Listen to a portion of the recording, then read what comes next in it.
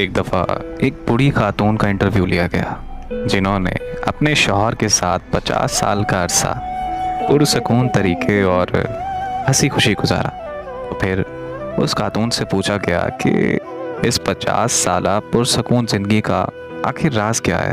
क्या वो खाना बनाने में बहुत माहिर थी, या फिर खूबसूरती उसका सबब था, या ढेर सारे बच्चों का होना उसका सबब है, या फिर कोई और बात है।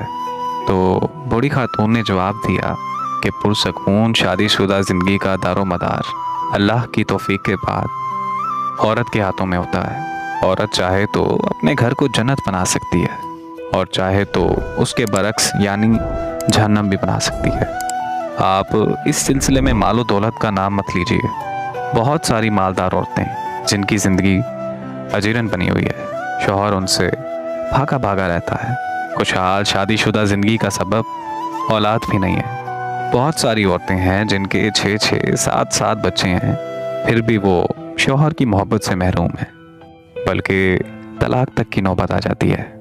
बहुत सारी ख़वातीन आला से आला खाना बनाने में माहिर होती हैं, दिन भर नए से नए खाने बनाती रहती हैं, लेकिन फिर भी उन्हें शौहर की बदसलूकी की शिकायत रहती है। इंटरव्यू लेने वाली खातून सहाफ़ी को बहुत हैरत हुई। उसने पूछा कि फिर आपकी इस खुशहाल ज़िंदगी का आखिर राज क्या है।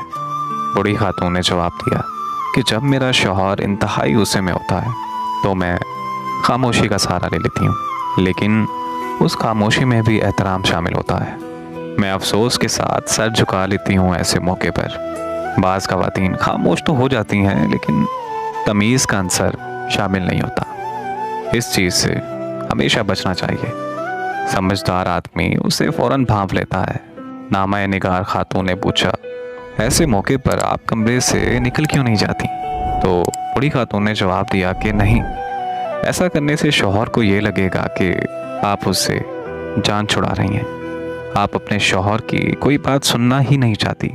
ऐसे मौके पर खामोश रहना चाहिए, और जब तक वो पुरसकून ना हो जाए उसकी किसी बात की मुखालफत नहीं करनी चाहिए। जब शौहर किसी हद तक पुरसकून हो जाता है तो मैं कहती हूँ, क्या पूरी हो गई आपकी बात?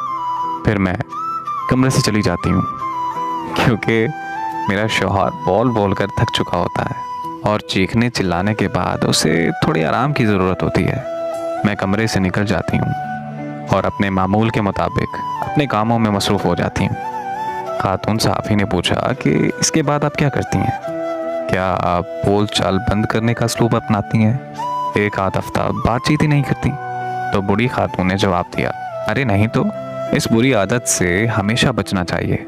ये दो धारियाँ तैयार है। जब आप एक हफ्ते तक शौहर से कोई बातचीत नहीं करेंगी, ऐसे वक्त में जबकि उसे आपके साथ मुसल्लत की ज़रूरत होती है, तो वो इस कैफियत का आदी हो जाएगा और फिर ये चीज़ें बढ़ते बढ़ते ख़तरनाक किस्म की नफ़रत की शक्ल इख्तियार कर लेंगी। खातून सहाफ़ी ने पूछा कि फिर आप क्या करती हैं? तो बूढ़ी खातून बोली, मैं 2-3 घंटे बाद शौहर के पास एक गिलास जूस या एक कप चाय का लेकर जाती हूँ और मोहब्बत भरे अंदाज में कहती हूँ, अरे पी लीजिए ना। हकीकत में शौहर को इसी चीज़ की ज़रूरत होती है। फिर मैं अपने शौहर से नॉर्मल अंदाज में बात करने लगती हूँ। वो मुझसे पूछता है कि क्या मैं उससे नाराज़ हूँ? तो मैं कहती हूँ, अरे नहीं तो। उसके बाद वो अपनी सख्त कलामी पर माज़रत ज़ाहिर करता है और खूबसूरत किस्म की बातें करने लगता है। इंटरव्यू लेने वाली खातून ने पूछा, और आप उसकी ये बातें मान लेती हैं? तो बूढ़ी खातून बोली, जी बिल्कुल, मैं कोई अनाड़ी थोड़ी हूँ। मुझे अपने आप पर पूरा भरोसा है। क्या आप चाहती हैं कि मेरा शौहर जब गुस्से में हो तो मैं उसकी हर बात का यकीन कर लूँ, और जब वो पुरसकून हो तो उसकी कोई बात ना मानूं? तो खातून सहाफ़ी ने पूछा, और आपकी इज़्ज़त नफ्स? बूढ़ी खातून बोली, पहली बात तो ये कि मेरी इज़्ज़त व नफ्स उसी वक्त है जब मेरा शौहर मुझसे राज़ी हो और हमारी शादीशुदा ज़िंदगी पुरसकून हो। दूसरी बात ये कि शौहर और बीवी के दरमियान इज़्ज़त व नफ्स की कोई चीज़ नहीं होती। जब बीवी और शौहर एक दूसरे के लिबास में हैं तो फिर कैसी इज़्ज़त व नफ्स? आज की कहानी बताने का मकसद सिर्फ इतना था कि जो रिश्ते हमेशा प्यार से चलते हैं उनमें कभी खलल नहीं आता, और एक ऐसा रिश्ता जिसमें आप एक दूसरे को समझ ही नहीं पाते, वो रिश्ता ज़्यादा देर चल नहीं पाता। ये जो मियाँ बीवी का रिश्ता होता है ना, ये ज़िंदगी भर का साथ होता है। तो इसमें बेहतरी यही है कि एक दूसरे को समझ